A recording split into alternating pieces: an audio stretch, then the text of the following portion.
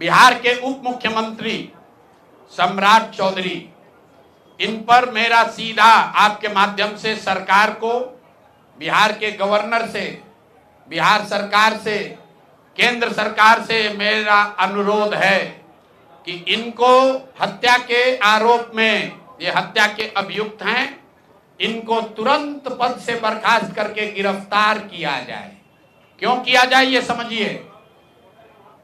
तारापुर में 1995 में 7 लोगों की जो हत्या हुई और 7 मारे जाने वाले लोग कुशवाहा समाज के लोग थे। ये बिहार में जाति की राजनीति करने वालों के लिए सबक होना चाहिए। सम्राट चौधरी कहते हैं मैं कुशवाहा हूं। 7 लोगों की जिनकी हत्या के ये अभियुक्त हैं, आरोप नहीं है, मैं शब्द बहुत समझ के बोल रहा हूं। 7 लोगों की हत्या के अभियुक्त राकेश कुमार उर्फ सम्राट कुमार मौर्य उर्फ Samrat Chaudhary, Tarapur case number 44/1995, note कर लीजिए।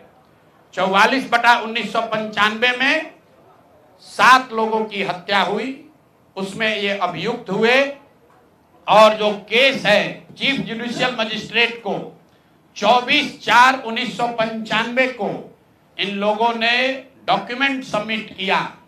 बिहार विद्यालय परीक्षा समिति का एक एडमिट कार्ड सबमिट किया जिसमें बताया गया कि KNVMH कुमार सर एक स्कूल का नाम है जहां से ये एडमिट कार्ड इशू हुआ है। सम्राट चंद्र मौर्य, पिता का नाम Shakuni Chaudhary, date of birth 1/5/81, result fail, number आया 268, कैटेगरी प्राइवेट। ये सुप्रीम कोर्ट का डॉक्यूमेंट है जो सम्राट चौधरी ने जमा किया है, जिसमें ये बताया है कि इनका डेट ऑफ बर्थ 81 है, उसके हिसाब से 95 में चीफ जुडिशियल मजिस्ट्रेट ने नाबालिग होने के नाम पर इनको वहां से राहत दी। इनको जेल से निकाला गया क्योंकि ये 15 साल के थे और कानूनन 18 साल से कम उम्र के बच्चे को अभियुक्त के तौर पर जेल पर नहीं रखा जा सकता था। अब ये बात तो पब्लिक की जानकारी में है। अब मैं क्यों कह रहा हूं कि इनको आज अरेस्ट करना चाहिए, क्योंकि 2020 का जो सम्राट चौधरी ने अपना इलेक्शन एफिडेविट दिया है, इसमें अपना उम्र इन्होंने बताया है 51 साल। ये सम्राट चौधरी का इलेक्शन एफिडेविट है।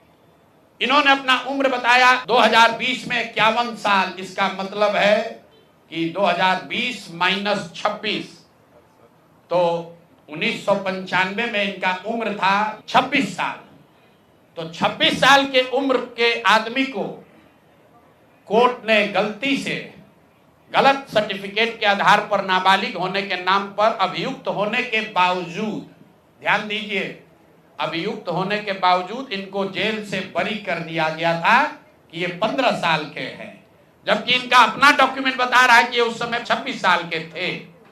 तो 26 साल के उम्र के आदमी पर अगर 6 लोगों की हत्या का आरोप है तो जब तक कोर्ट से वो फ्री नहीं होते हैं तब तक उनको जेल में होना चाहिए। और ये आदमी यहाँ का उप मुख्यमंत्री बनकर बैठा हुआ है। तो मैं यहाँ के मुख्यमंत्री से और बिहार के माननीय राज्यपाल से ये अनुरोध कर रहा हूं कि हत्या का आरोपी, हत्या का अभियुक्त सम्राट चौधरी, राकेश कुमार उर्फ सम्राट चौधरी उर्फ सम्राट कुमार मौर्य आज संवैधानिक पद पर बैठे हुए हैं। ये देश के संविधान का, देश के विधि विधान का इससे बड़ा अपमान नहीं हो सकता है कि जिस व्यक्ति को जेल में होना चाहिए वो आदमी यहाँ का उप मुख्यमंत्री बना हुआ है।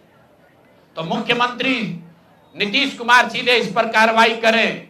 नहीं करेंगे तो कल परसों में हम लोग राज्यपाल के पास डेलीगेशन लेकर जाएंगे, सिर्फ बर्खास्तगी के लिए नहीं, सम्राट चौधरी के गिरफ्तारी के लिए।